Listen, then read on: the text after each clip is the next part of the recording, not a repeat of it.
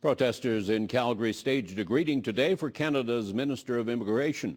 Jason Kenney came back to his hometown to speak at the Chamber of Commerce. Kenney demanded that his government, the protesters demanded that the government offer asylum to American soldiers who don't want to fight in the war. Chris Epp reports. Rick Collier remembers the day he was drafted into the American Army and told he would be going to Vietnam. Well, that was a long time ago, 42 years. I did not have a very well-refined political understanding of things at the time, but I did know that Vietnam was a long ways away from me, and I could not, for all the reading I did, get a handle on why the United States and why my friends and colleagues and chums were going over to fight this war. It did not make any sense. Collier fled to Canada and built a new life here. He hopes American soldiers these days can do the same.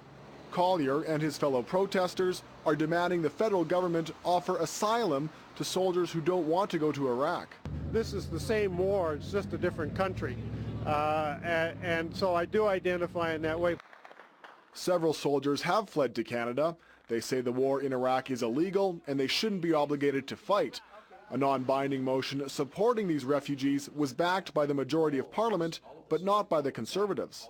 Being a deserter from voluntary military service in a democracy does not in any way meet the standard international UN definition of a refugee, namely a victim of persecution. So we're not going to contort the refugee laws to suit some people's political agenda. The head of this protest says the traditional rules don't apply here.